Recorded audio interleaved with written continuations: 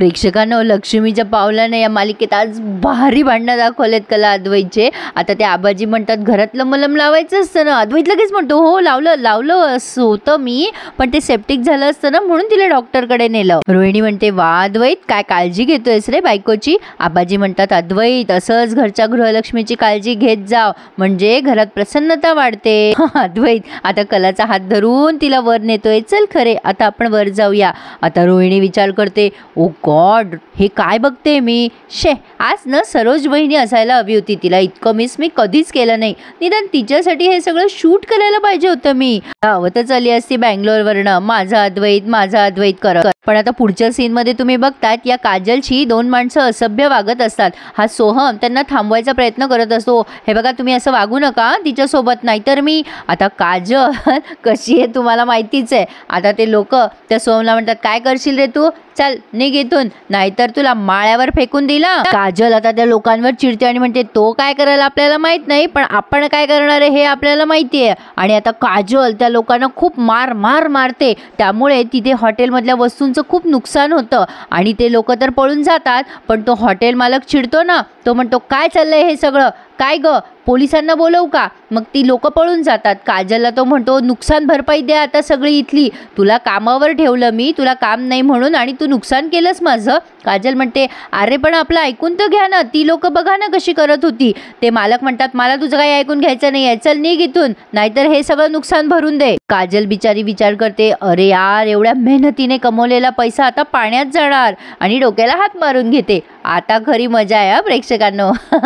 अद्वैत कलाला घेऊन आलाय बेडरूम मध्ये आणि खूप काळजी करतोय तिची. बस खरे, आणि मुद्दाम म्हणतो चला या निमित्ताने फिट्टम फाट झाली तर.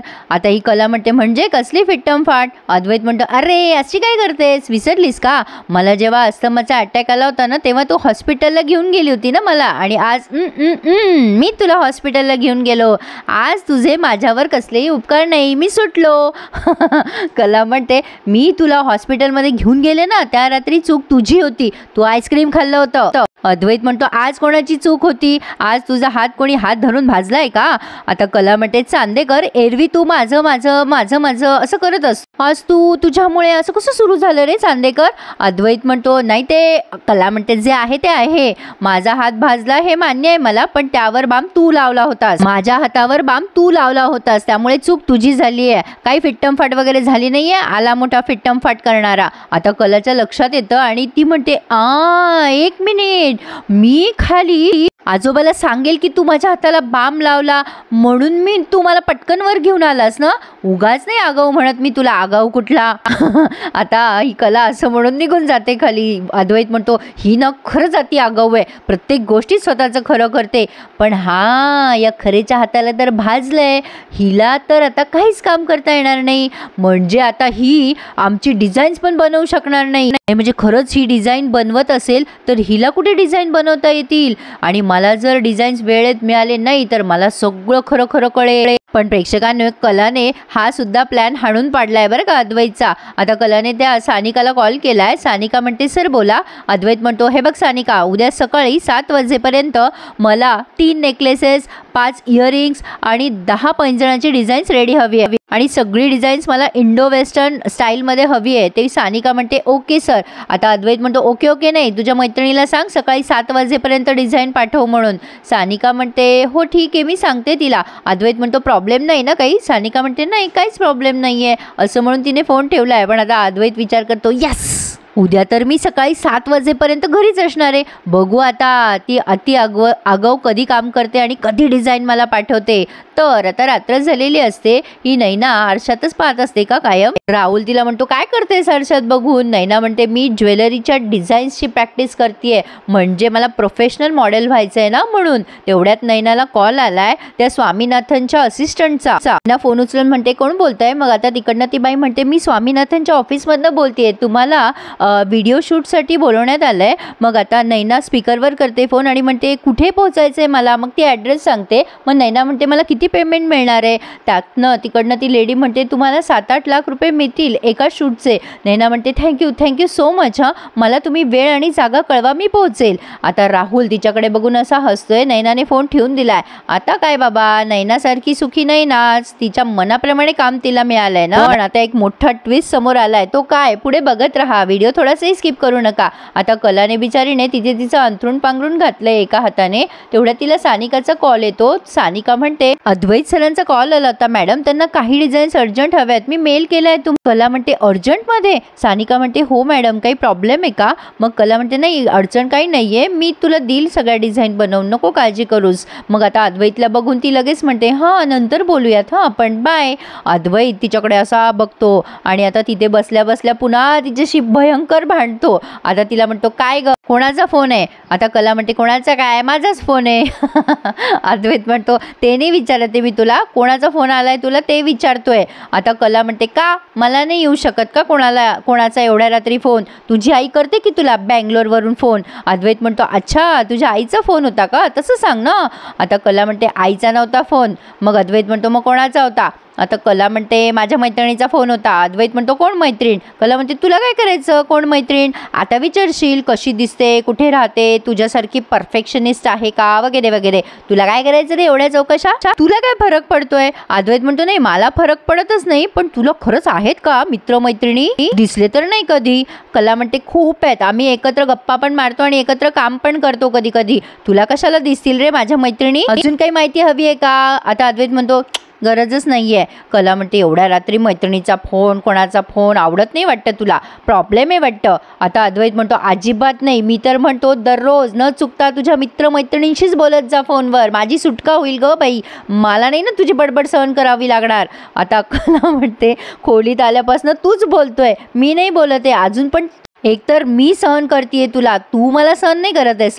आता अद्वैत म्हणतो बस झाला, आता मला ना रात्रभर काम करायचंय, तुझा हात दुखतोय ना मग झोप चुपचाप, मी तुला अजिबात डिस्टर्ब करणार नाही हं खरे, चल मग गुड नाईट. असं म्हणून तो त्याचा लॅपटॉप घ्यायला जातोय आणि आता तिथेच बसून लाईट चालू ठेवून काम करतोय. आता मुद्दाम तिला म्हणतो झोप झोप, तुला काही लागलं तर सांग, म्हणजे तुला काही हवं असेल नको असेल तर सांग, तुला त्रास होईल हाताला, झोप झोप.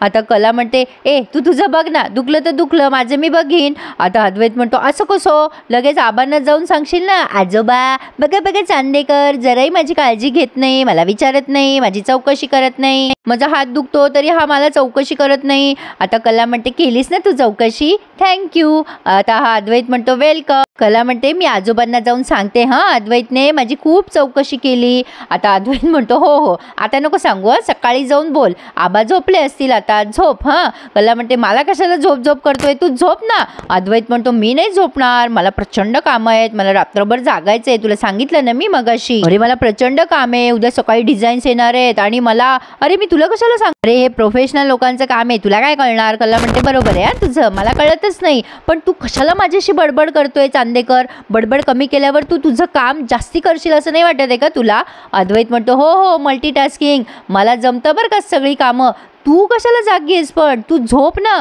किती काळजी घेतोय मी तुझी, तुला विचारतोय हात दुखतं का, झोप, पण तू जागीच आहेस अजून, इतर वेळी तर बडबड बडबड करत आहेस, तू किती बोलतेस, इतर वेळी म्हणत असते सकाळी उठून मला काम आहे झोपू दे, आता झोप ना. कला म्हणते तेच तर म्हणते ना मी, मला झोपायचंय, पण तू काम करतोयस ना, कशी येणार बाबा मला झोप, बरेच दिवस एका खोलीत राहतोय आपण, तुझ्या लक्षात येतं की नाही मला माहित नाही, पण मला लाईट असल्यावर झोप येत नाही. अद्वैत म्हणतो अरे च्या माझ्या लक्षातच आलं नाही की, हे बघ मला रात्रभर काम आहेत आणि मी लाईट चालू ठेवणार आहे, ती चादर डोक्यावर घे आणि गुडुप्पून झोपी जा, मला आता अजिबात डिस्टर्ब करू नकोस खरे, चल झोप गपचूप, गुड नाईट. कला आता त्याला गुड नाईट करते आणि झोपते खरी, पण आता अद्वैत मात्र सारखा तिच्यावर वॉच ठेवून असतो. कला डोक्यावर पांघरून घेऊन झोपते आणि आता विचार करते हा चांदेकर खरंच झोपला असेल का आता, म्हणजे बऱ्याच वेळाने थोडासा विचार करते ती, बघू का याच्याकडे वळून. आणि ती वळून बघते तर हा तिच्याकडेच बघत असतो. कला म्हणते काय आहे तुझं, कशाला बघतोय माझ्याकडे. आता हा म्हणतो तुझ्याकडे नाही बघते मी, शून्याकडे बघतोय आणि माझी खोली आहे, मी कुठे पण बघेल, तुला काय त्याचं. कला म्हणते, अरे चा विसरली होते मी. नाही, मी तुझ्या जागी असते ना तर पटकन काम संपवलं असतं इकडे तिकडे बघण्यापेक्षा. अद्वैत म्हणतो, अच्छा तुझं कुठलं काम असतं, तू कोणतं काम करते ग? कला म्हणते, अरे बाबा माझं काम नाही म्हटले मी, म्हणजे माझं जर काम असतं एखादं तर असं बोलले मी. अद्वैत म्हणतो, हां हां समजलं समजलं. आता कला म्हणते, ए समजलं ना तुला, अरे या वयात आराम करायची गरज आहे तुला.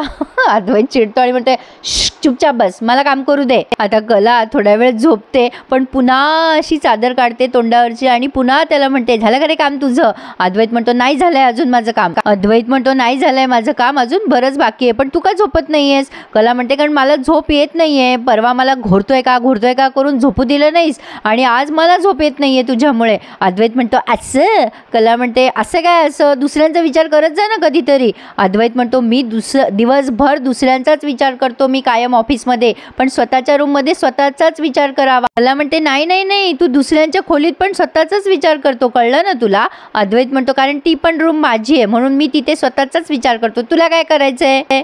अद्वैत विचार करते, परफेक्ट. आता हिला असंच गोल गोल गोल गोल गोल गोल गोल गोल अडकवत राहिलो ना तर ही नक्की डिझाईन्स बनवू शकणार नाही. कला विचार करते, यार या आगाऊचा झोपायचा प्लॅन का दिसत नाहीये, हा झोपला नाही तर मी कसं काम करू? आता अद्वैत मुद्दाम तिला म्हणतो, अगं मी तुला म्हणणार होतो ऍक्च्युली, तू पण जागते मी पण जागतोय, मग तुझ्या त्या रांगोळीच्या डिझाईन्स इथेच काढत बसली असती तू. आता लगेच कला उठून बसते आणि म्हणते, हां काय म्हणाला?